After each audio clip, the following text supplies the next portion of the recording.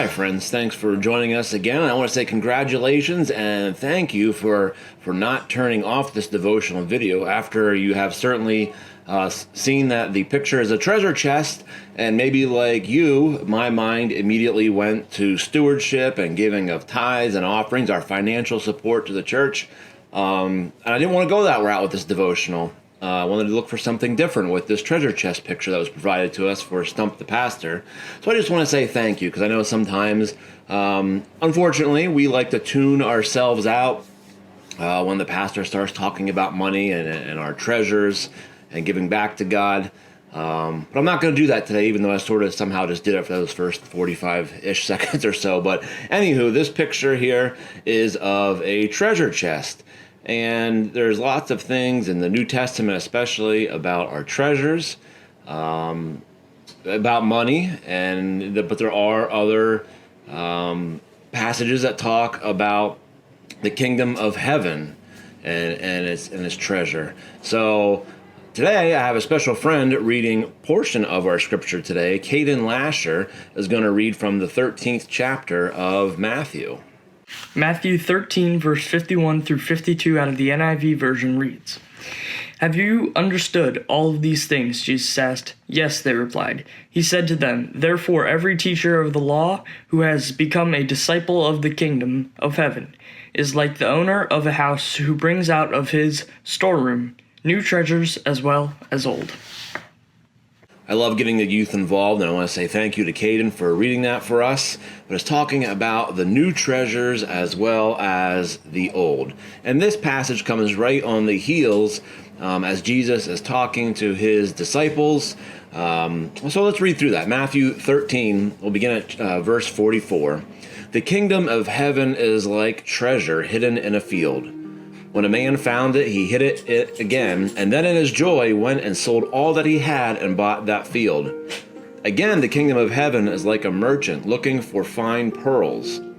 When he found one of great value, he went away and sold everything he had and bought it." And Jesus continues as he's talking with his disciples. "Once again, the kingdom of heaven is like a net that has let down into the lake and caught all kinds of fish. When it was full, the fishermen pulled it up on the shore. Then they sat down and collected the good fish in baskets, but threw the bad one away. This is how it will be at the end of the age. The angels will come and separate the wicked from the righteous and throw them into the blazing furnace, where there will be weeping and gnashing of teeth." "Have you understood all these things?" Jesus asked. And that's where Caden picks up. "Yes," they replied. Jesus says, "Good, then it's like an owner of a new house. When you become a teacher of the law and you turn to the disciple of the kingdom of heaven," meaning following Jesus, "it's like you are bringing out new treasures as well as the old."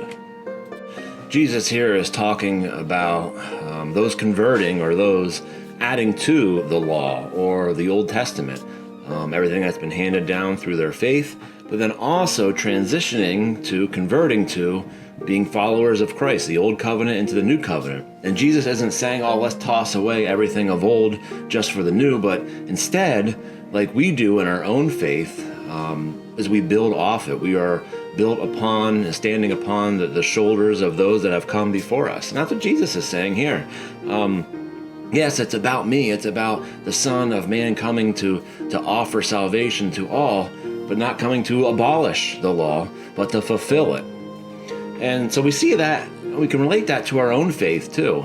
Not only is there value, of course, still in the Old Testament and of course in the New Testament, but just in our day-to-day lives, we can't always think that we know best right here and the right now, or that we need to reinvent the wheel with everything we do, or to neglect or to forget what was done yesterday or in years past. And for me, that's one of the reasons I love to study history.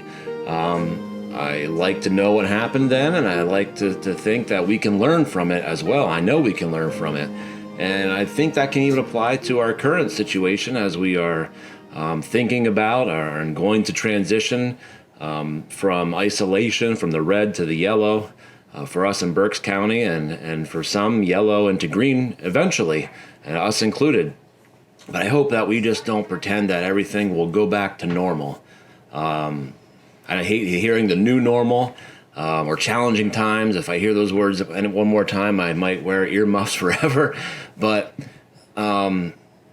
we have to learn from what we've gone through. We have to learn not only globally, but individually and in our families and in our local communities and our church, just how to take better care of ourselves and what can we learn from it as we go into this new time, as we move into the future, as we go ahead and transition, but not to just throw the baby out with the bathwater and pretend it didn't happen and go back to the way it was, because it isn't going to.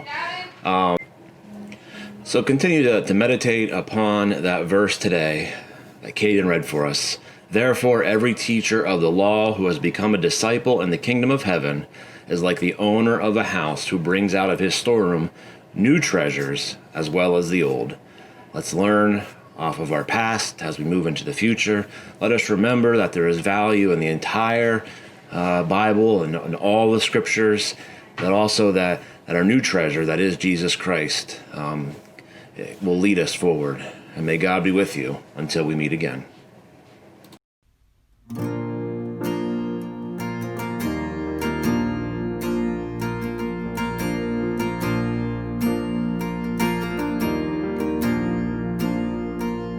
Lord, I come, I confess, bowing here, I find my rest, and without you, I fall apart.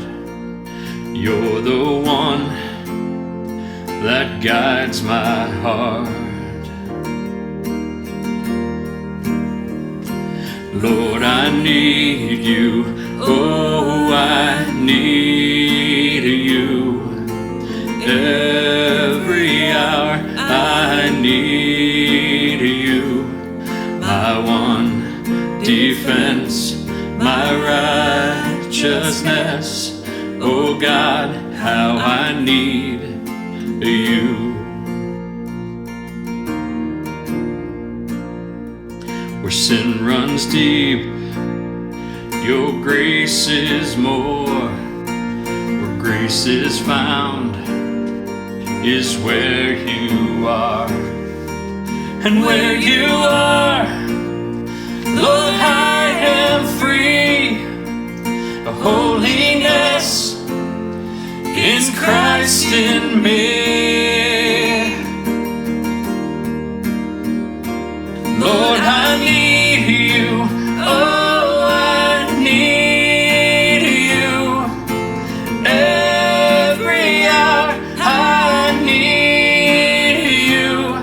My one defense, my righteousness. Oh God, how I need you. So teach my song to rise to you. When temptation comes my way, when I cannot stand, I'll fall on you.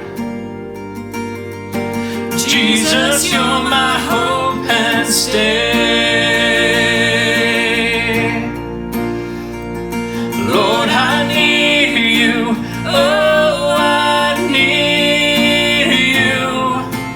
Every hour I need you.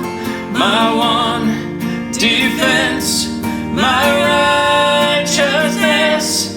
Oh God, how I need you. You're my one defense, my righteousness. Oh God, how I need you. You're my one defense, my righteousness. Oh God, how I need you.